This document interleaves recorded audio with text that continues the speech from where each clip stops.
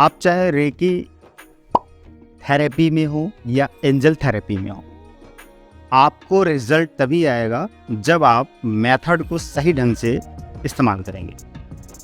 Training ले लिया आपने, रेकी फर्स्ट लेवल ट्रेनिंग लिया या एंजल थेरेपी फर्स्ट बेसिक ले लिया आपने, और अब आप घर पे चले गए।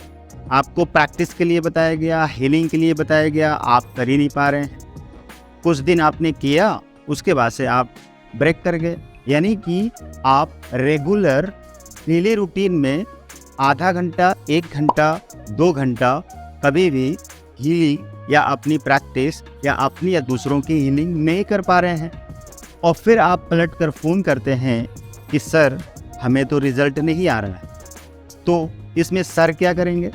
कोई भी विद्यार्थी है, आपका बच्चा या आपके घर में कोई दूसरा बच्चा है, या आप जब स्टूडेंट थे तो स्कूल जाते थे, तो स्कूल जाने के बाद जब टीचर आपको पढ़ाता था, यानी कि आपके सब्जेक्ट में आपको लेसन लर्न कराता था, वहाँ पे तैयार करवाता था, आपको याद करवाता था या आपको पढ़ाता था, तो आपको कैसा लगता था?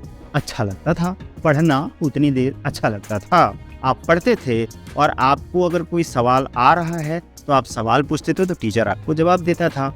लेकिन उसके बाद टीचर होमवर्क देकर घर भेज देता है और कहता है कि घर जाओ, इस होमवर्क को कंप्लीट करके लाना। होमवर्क में या तो राइटिंग का वर्क होता है या तो लर्निंग का वर्क होता है।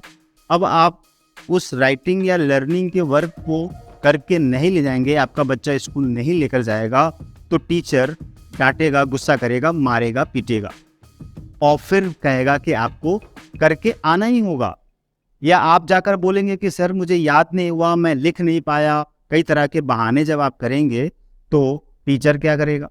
आपको स्कूल से बाहर निकाल देगा और बोलेगा कि आपको कुछ नहीं आता है, आप ना मेहनत करना जानते हो, ना पढ़ना जानते हो, ना आपकी मेमोरी अच्छी है, ना आपका काम अच्छा है, ना आपको कोई परिणाम मिलने वाला है। तरह तरह की बातें टीचर आपको सुनाएगा। तो क्या आप टीचर की गलती निकालेंगे या अपनी गलती निकालेंगे? अगर आपका बच्चा स्कूल में जा रहा है और घर पे आके होमवर्क नहीं कर रहा है और एग्ज़ाम में नंबर 0 लेकर आ रहा है या बहुत कम लेकर आ रहा है या फेल हो रहा है या बहुत ही थर्ड क्लास के नंबर लेके आ रहा है, तो आप किसको कंप्लेन करेंगे? स्कूल वाले को, स्कूल के टीचर को, या अपने बच्चे को, या अपने आप को? पता है गार्जियन के पास में बच्चा 24 घंटे में कम से कम 18 घंटे या कम से कम 16 घंटे तो रहता ही है।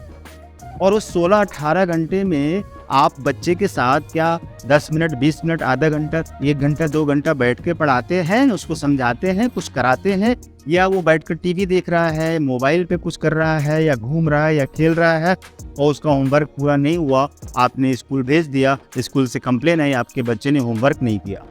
देखिए सीधी सी बात है, एंजल थेरेपी हो या रेकी थेरेपी हो, आपने सीखा, तो सीखने के बाद टीचर ने आपको प्रैक्टिस के लिए बोला।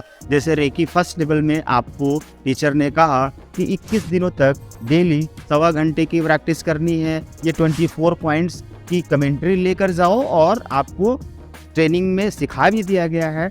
ऑनलाइन सीखा है आपने या ऑफलाइन में सीखा है, घर पे आके सीखा है, सेंटर पे आके सीखा है, अपने घर पे रह के सीखा है, तो 21 दिनों की प्यूरिफिकेशन प्रोसेस के लिए टीचर ने, यानी कि हमने, मैं ट्रेनर हूँ तो आपको मैंने बताया, आपके दूसरे ट्रेनर कहीं और आप सीखते हैं तो आपको टीचर ने बताया कि 21 दिनों की हीलिंग प्रैक्टिस डेली करनी है, और उसके साथ में क्लींजिंग करनी है, और फिर शील्डिंग बनानी है, और घर को क्लींज करना है, अपने आप को क्लींज करना है, अपने घर को वो प्रोटेक्ट करना है, शील्ड बनाना है, और अपने आप को भी शील्ड बनाना है, घर के दूसरे लोगों को शील्ड बनाना है, और कोई बाहरी व्यक्ति आए आपके पास हीलिंग कराने तो उसको हीलिंग करना है। मेहनत तो करनी पड़ती है, इन सारी चीज़ों में मेहनत पड़ती है। या आपने 2 दिन में ट्रेनिंग आके ले लिया, सीख लिया, और घर जाके सब कुछ छोड़ दिया, आप मेहनत नहीं कर पा रहे हैं, यानी कि प्रैक्टिस नहीं कर पा रहे हैं, यानी कि हीलिंग नहीं कर पा रहे हैं, और फिर बोलेंगे कि मेरी बीमारी ठीक नहीं हुई, मेरी समस्या ठीक नहीं हुई, मेरा फाइनेंशियल जो प्रॉब्लम है वो रिजॉल्व नहीं हुआ, मनी इनहैंस नहीं हुआ, या रिश्ते अच्छे नहीं हुए, या मेरी बीमारी जो थी वो ठीक नहीं हुई। आप ठीक से मेहनत नहीं कर पा रहे हैं, आप कंसंट्रेट नहीं हो पा रहे हैं, आप ज़्यादा अपने आप को बिल्कुल कंट्रोल नहीं कर पा रहे हैं। कारण कि इसके पहले, आज के पहले आप 10 मिनट तो एक साथ कहीं ध्यान लगाने के लिए बैठे नहीं थे।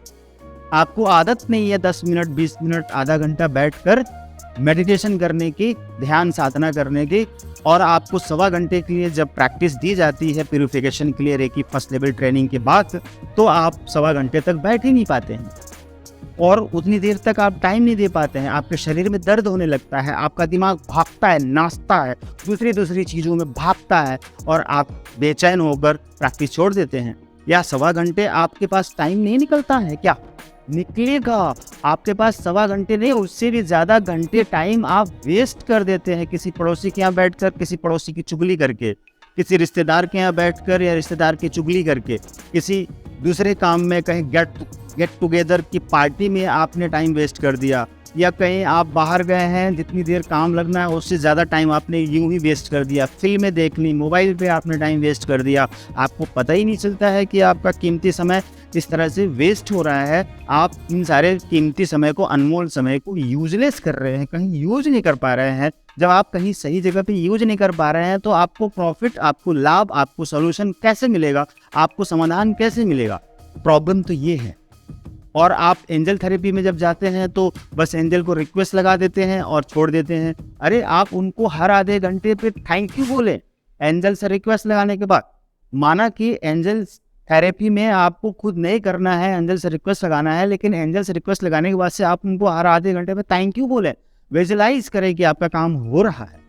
ये सब अपने ऊपर नियंत्रण, डिसिप्लिन रखना पड़ेगा, काम करना पड़ेगा, मेहनत करनी पड़ेगी। हाथ पे हाथ धर के बैठे रहेंगे तो नहीं होगा। सिर्फ ट्रेनिंग ले लेने से नहीं होगा और सिर्फ स्कूल में दाखिला करा देने से बच्चा आपका टॉपर नहीं बन जाएगा। बच्चे को टॉप बनाना है या अच्छे नंबर से पास कराने हैं तो आपको भी उसमें लगना पड़ेगा, ट्यूटर लगाना पड़ेगा, स्कूल में पेरेंट्स मीटिंग में जाना पड़ेगा, ये सब आपको करना पड़ेगा। टाइम से फी जमा करना पड़ेगा, आपको भी उठकर उसके लिए सुबह का नाश्ता तैयार करके देना पड़ेगा, उसको तैयार करना पड़ेगा, उसको स्कूल लेकर जाना पड़ेगा।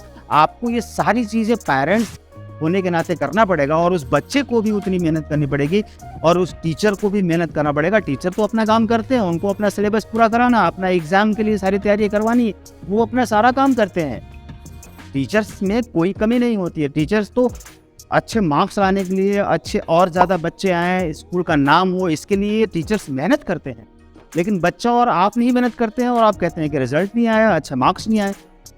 गलती टीचर की नहीं होती है, गलती सिखाने वाली की नहीं होती है।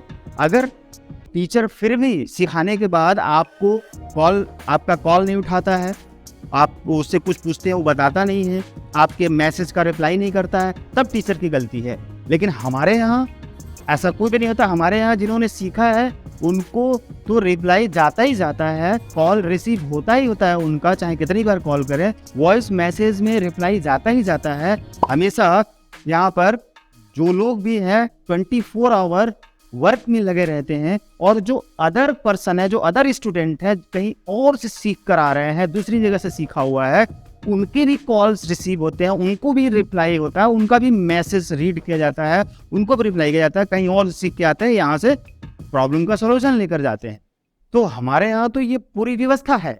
और अगर आप ट्रेनिंग लेने सेंटर पे आते हैं तो रुकने की भी व्यवस्था है और रुक कर आप यहाँ पर रहिए और रहकर ट्रेनिंग लेकर जाइए। सारी व्यवस्था, किताब की व्यवस्था है, हर लेवल की किताबें आपको प्रोवाइड करी जा रही हैं, सर्टिफिकेट प्रोवाइड किया जा रहा है, सीडी में सारी डॉक्यूमेंट कमेंट्री दी जा रही है, आपको पूरा सपोर्ट किया जाता है। बस आपको मेहनत करनी है और आप देखिए कैसे कमाल होता है आपकी लाइफ में। एंजल थेरेपी हो चाहे रेकी हो, आपको कैसे रिजल्ट नहीं आएगा, बिल्कुल मिराकल रिजल्ट आएंगे। आप पर करिए तो, हाथ पे हाथ रख के मत बैठिए, आगे बढ़िए और मेहनत करिए और फिर कमाल देखिए रेकी का और एंजल थेरेपी का। Thank you.